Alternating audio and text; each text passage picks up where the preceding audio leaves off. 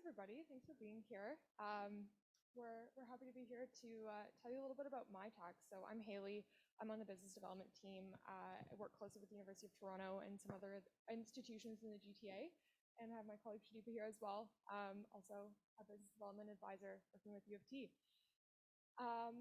Before we start, maybe I just scan the audience. Can just a show of hands, who is a student or a postdoc here? Okay, quite a few. What about industry partner, people in industry? Just Alex, all right. And professors, researchers, academics? Yeah, up to you. All right, cool, good to know. All right, so for those of you who don't know, MITACS is a national not-for-profit. Our goal really is to create and support collaborative research partnerships between academia and industry. One of our goals is to be able to support students, postdocs, and recent grads to take part in innovative R&D research opportunities with industry partners in the form of paid internships. So as a not-for-profit, we are funded by the federal and provincial governments in Canada, and another one of our mandates really is to be driving innovation in Canada and supporting economic growth for partners. Looks like it. Oh, is that not working? Okay, I'll hold it closer to my face.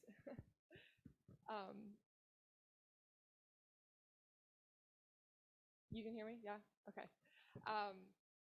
Yeah, so through these partnerships, we're really looking to be able to support industry partners to solve specific challenges that they're facing by tapping into academic expertise in both Canada and abroad. So as Ben mentioned, we were originally sort of math and IT focused in our inception more than 20 years ago, but we've since expanded really to all sectors and disciplines. So MITACS is more so just a funny name and not really an acronym anymore. So we work with pretty much all of the academic institutions in Canada, colleges, SAGEPs, universities. We've been able to support more than 50,000 research partnerships and projects with more than 7,000 community and industry partners. We have actually, we're close to 500 staff across the country now. We've grown quite a bit. We have people from Vancouver to Newfoundland, main hubs in Vancouver, Toronto, Montreal, and Ottawa. And we have business development folks like the two of us across the country based at academic institutions really to facilitate and create these partnerships. So pass it over to Sudipa to Thank you. Okay, so how does MITACS do what we do? Okay, so as Hayley mentioned, we support projects, we support innovation. Well, for us to do that, if there are organizations that are looking for expertise, and we are discipline agnostic, but we are at the Fields Institute here. So if they are looking for specific expertise that might be in this room, we help them to connect to that expertise. As Hayley mentioned, we have over 400 staff members. We're across the country. So we know who is at which university, who is specialized in doing what across all the way from Dalhousie to UBC. We try to keep a pulse on what's going on where, okay? Then what's the next step? If a company is interested and they really want to find the expertise, we try to help use our network to matchmake them to maybe students in this room, postdocs in this room, so they can answer a project that they're working on, so they can help drive that project from A to B, with you being the conduit, the driver. In this way, because we've got companies who have questions that they need answers, we've got students who have the expertise, and we've got professors who represent that school of thought, who are driving that innovation forward at our universities, we can help these companies find innovative solutions to their questions. It's not just going to be, you know, a very beige solution. We know that there's going to be creativity coming out of here, and we want the innovation to be at the forefront, and that helps drive Canadian innovation. In this way, people like Hayley and myself, we're business development advisors, we try to act as that trusted piece here to help companies find the right people to help you to make sure that you could possibly get your foot in the door by working on a project, and that might lead to other opportunities in the future. So it doesn't matter if a company, or maybe you are the company, maybe you have your own startup as a student. It doesn't matter where a company or where you are in terms of your R&D and your commercialization. If you have just a research idea, or if you're looking to deploy your idea or scale up or take it abroad, we can help with our various types of programming. Now, for the sake of this talk, I will focus on our main programming here. This program requires 3 main entities. We need a company, of course, and it could be also a not-for-profit, it could be domestic or international company.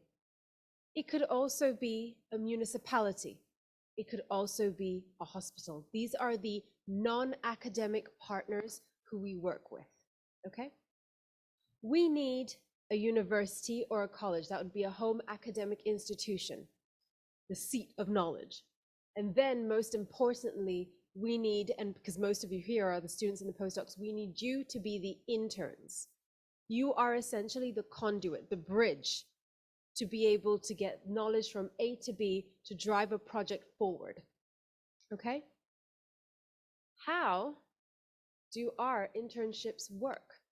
So we've got our 3 entities. We've got our I'm just talking the most basic form, right? 1 intern, 1 professor, 1 partner company or municipality or hospital, okay? For a minimum of a 4-month project, we refer to this as 1 unit of a project. This must be a true collaboration where you, the student, spend time to do this project. It could be as part of your PhD thesis, your master's thesis, even if you're working on a paper as a postdoc. It must be a true collaboration where you spend a minimum of 25% of your project time at either the university to do the project or at the partner site. Okay, so it can't be 100%, I'm just at the partner site, just working there. No, because it's not a job. It's a collaboration. It's a transfer of knowledge. Okay? Now, this is the minimum. You can go from having a 1-unit project, and our internships are flexible, to having multi-month to multi-year projects. And those units, as you can see, stack up like building blocks. Now you can work with the company on much more complex questions. And it doesn't have to be 1 intern. For professors who are here, if you've got 3 interns, you want them to work on different facets of a project with, say, a hospital, a municipality, a company, you can now build out this project to have much larger projects. How does the funding itself work, though? It's essentially a 1-to-1 cash leveraging between the partner organization and MITACS. So not professor money, okay? Our standard funding for a 4 to 6 month project is $15,000. Half of that comes from the partner organization, and we will ask them for tax, provincial tax. And the other half, $7,500, comes from MITACS. $15,000 will then go to the university, to your professor, to pay you, the student, who is working on that project, okay? Now, if you have more than 1 unit of a project, so instead of a 4-month project, you have an 8-month project, you just multiply that contribution. If you are a postdoc, of course, we have a separate program for you. It's called the Elevate program. And for that, you are eligible to get $60,000 a year for up to 2 years. Half of that, again, comes from a partner organization. The other half comes from MITACS. Again, professors, unless you want to, it doesn't come from you. So this is how our funding works. If you were now to look at much bigger projects, so we've got a couple of professors here, but most of you are students, so it's something for you to even consider, take back to your supervisors for them to start thinking about this. If you want to work on even bigger projects, MITACS has partnered with NSERC, okay? So It's the same idea. You've got work integrated learning for students and postdocs. This is a streamlined process where basically the MITACS piece and the NSERC piece all go through the NSERC portal to be reviewed by NSERC. So you're not having a separate review by MITACS. It's all going through NSERC in one streamlined process. What is the advantage of this? Suppose you want to really build out a project, really build one out. Where we were matching the partner contribution one-to-one, if we have a bigger project involving NSERC, we've got one part, which is the partner investment. MITACS will match that one-to-one. NSERC will look at that contribution from the partner and match it 2-to-1. Your project now has a 3-to-1 partner investment. This is pretty lucrative. Engineering, for example, at U of T, they really take advantage of this because you can really build out projects. So let's say, for example, the partner provides $30,000. MITACS will see it, provide another $30,000. NSERC will provide $60,000. That $30,000 has now inflated to a $120K project to support numerous students and postdocs, okay? With that being said, I'll hand it over to Hayley and she can tell you some of the work that we've done at MITACS in the AI health sector. Thanks, Sudipa. So yeah, we thought it would be maybe helpful to give you some examples of projects that we've supported in the past, just in the AI health sector, you know, give you an idea of scopes of projects, what they're doing, who the partners might be, and then I'll talk a little bit more about how to create partnerships. So one that we wanted to highlight was with the partner was Sanofi, and this was a project at York University. This was supporting one postdoc for 2 years, and they were looking at using machine learning to automate the process of characterizing raw materials used in vaccine production to improve quality and decrease cost. Another project that we had was with a company called Alveoli, and is with the University of Waterloo. And this was a 3-year project to support 13 different students. And it was looking at developing prediction models for streamlining lung ultrasound diagnostics. And so this was using computer vision and deep learning. Another project that we had, this was with a student-led startup called Glucose Vision, and this was out of TMU and U of T. So this is through sort of our programming that we have specifically for student entrepreneurs. So basically you can act as both the intern and the partner on a project, so you can kind of leverage cash to pay yourself to continue developing the product and develop your own business.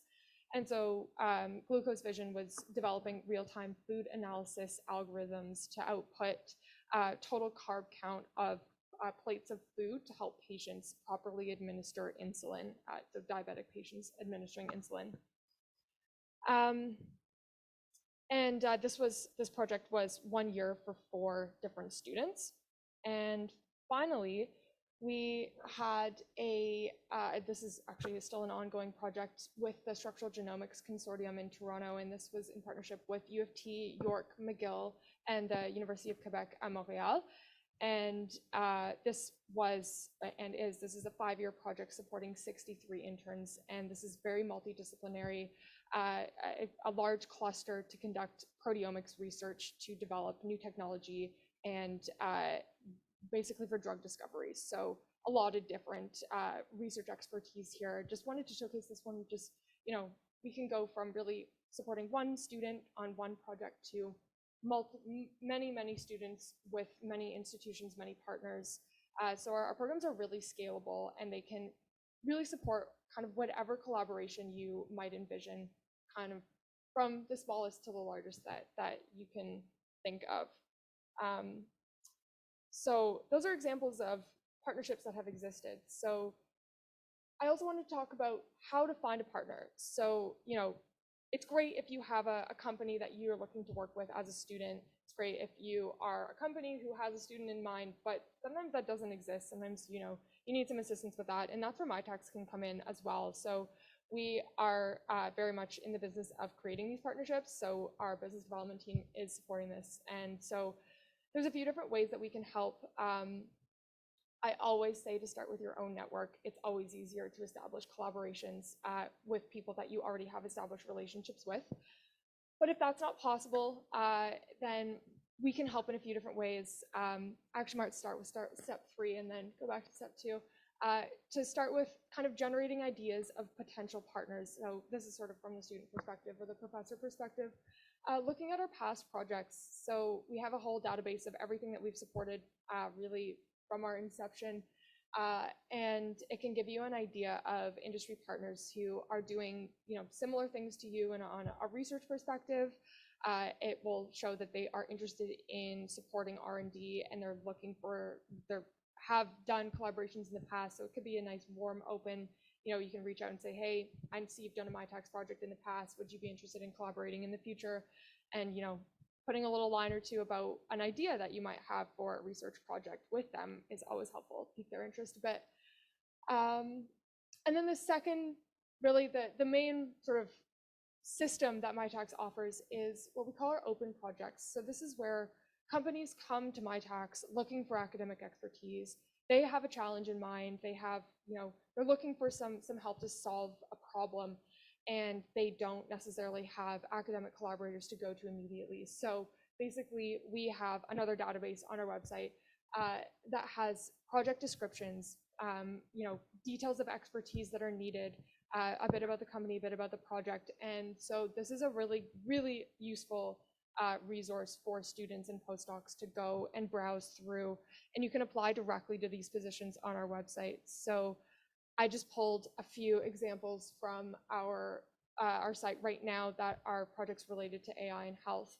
There are many more of these. I think we usually have about 200 projects at any given time on this. They are spread across the country, so we can see there's some in BC, Ontario, Quebec, Alberta. They'll tell you sort of the degree level that they're looking for, the timeline. Usually these things are flexible, so if you see something that's of interest and maybe you don't fit exactly what's written here, apply anyways. Oftentimes companies just need to put something and they're open to flexibility that way. And yeah, so from the company's perspective too, it's really, really helpful for identifying collaborators to put these projects up here. So to summarize, there's a lot of value add for engaging with MITACS. From the student's perspective, you can utilize our services to find industry internship opportunities, get your foot in the door while you're maybe still a student or a postdoc, get training on an extra academic environment, develop soft skills that you don't necessarily get in an academic lab. And from the company's perspective, you are able to leverage your budgets with MITACS and de-risk your talent development and hiring pipelines. You can tap into academic expertise across the country and abroad, and lean on our business development connection network. We're really in the business of creating these partnerships to support and drive innovation in Canada.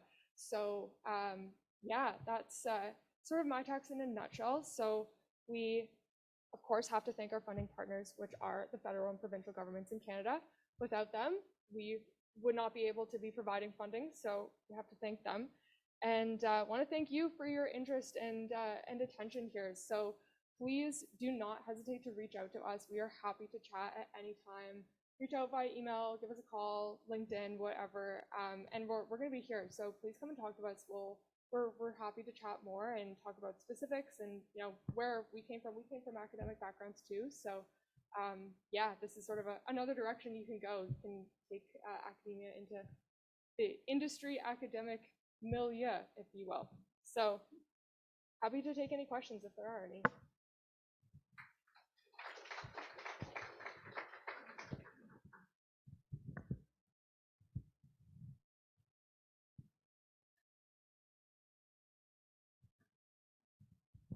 Thank you very much. I just wanted to clarify, did I hear correctly that you said roughly 200 plus AI for public health opportunities at any one time? Did I hear that right? Or any like open project opportunities. Oh, So okay. not necessarily in Not AI necessarily. and health. So we put up those. Those were just sort of a selection that I kind of pulled just at one point in time. But sort of across the board, across all sectors and disciplines, there's usually about 200 of them. Wow. But if you don't find anything at the time that you look, would encourage you to check back every couple of weeks because there's always new ones being added, and this discipline is in high demand, so there's often Yeah, so projects. AI in public health is a major category in general.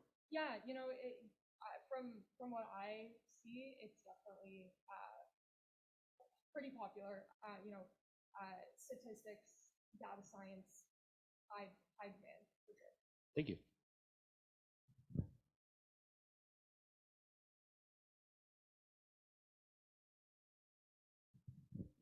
Thanks for the great presentation. I just had a question about how funding for postdocs typically works. So is the salary from MITACS, is that typically replace part of the salary that a postdoc would normally receive, or is this usually supplementary on top of the usual funding? So that's a really good question. So this is something you're gonna have to talk to your professor, your business officer about, This is an award. Now, if the company wants to, for example, they want to top up and they go, this is 60,000, we want to give another extra 10,000, you get a $70,000 award. Great. Okay. If your department says, this is fine in addition to whatever we're giving, that kind of goes back to their discretion. But it's possible that, the department would be like, no, this is the award. This is what you're getting. So this is not so much a MITACS director question, but you can ask the business officer for the department. Do you know what the typical case is, just based on what you've seen? Usually professors will end up sort of saving their own grant funds, right? And if they go, oh, for example, this is a master's student, they get 45K for 1 year. Then and the department goes, the departmental limit for this is usually 30K. I'm being generous. I know my department did not do that. 30K for a master's student didn't happen for a year. But then that wouldn't, they just get the 45K as the internship award, and that would be it. So it kind of does go back to that. So I'd always check. It really Thanks. depends on the department. Yeah. For example, engineering departments, they're quite gung-ho to have more is more. But other departments, life sciences, from our experience at least, are much more conservative.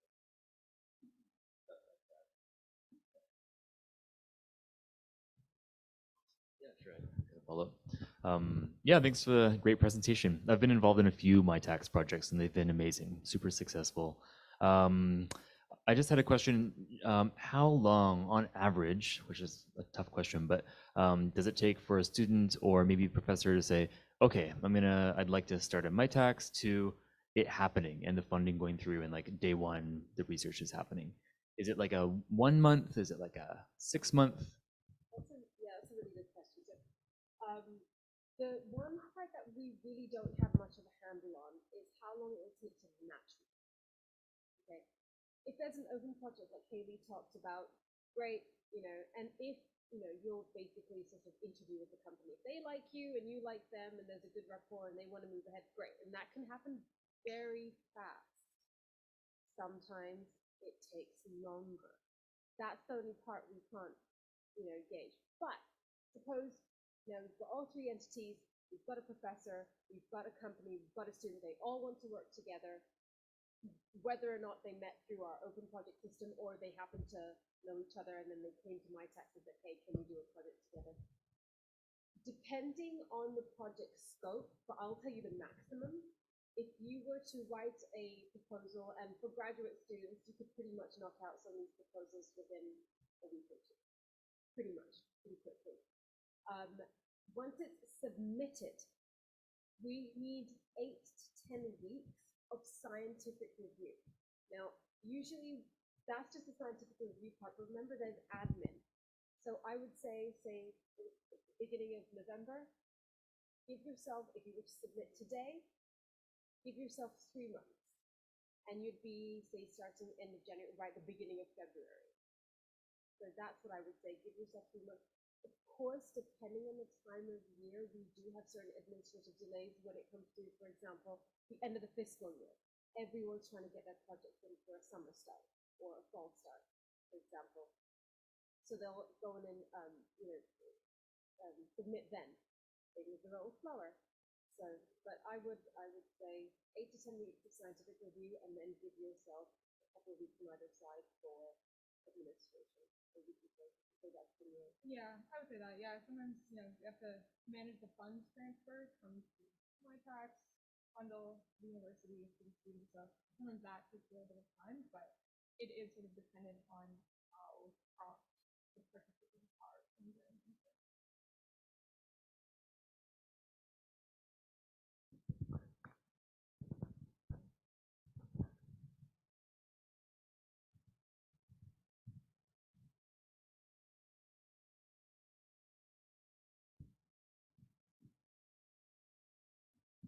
Hi, thank you for your presentation. I just had a quick question about, I don't know if this is something that you guys do, but for like recent graduates who have finished their program, are there opportunities for connecting or, I don't know, some sort of, yeah, are there any opportunities? Yeah, so we are able to support recent grads up to 2 years post-graduation. So as long as you begin a project within that 2-year window, we can support you for up to a year and a half long project. So you would sort of be classified sort of the same way as a student, just in terms of matching projects and things like that. So it wouldn't be like a separate process, but yeah. Well, thank you. The only thing we'll add is that sometimes what we need to do for recent grads is make sure that their department can actually onboard them. Because if you're a student, you get the internship amount. But if you're a recent grad, you're no longer a student, then you have to have some sort of status. And usually that will be some sort of casual employee or research assistant, research associate. But then you basically get onto the department payroll. And when you're on that, the internship a student would have got in entirety, it will be slightly different. We provide that internship, but the department will then take off all the good stuff. Right. Yeah. So that's something to make yourself aware of. And the same thing would apply for postdocs as well. Like benefits that might get taken up. But that's something you need to check with your department, because we just provide you the funds regardless. So check with your department, see what they would take up if you're a recent grad or if you're a postdoc, and if your department can actually support you as a recent grad. Thank you so much.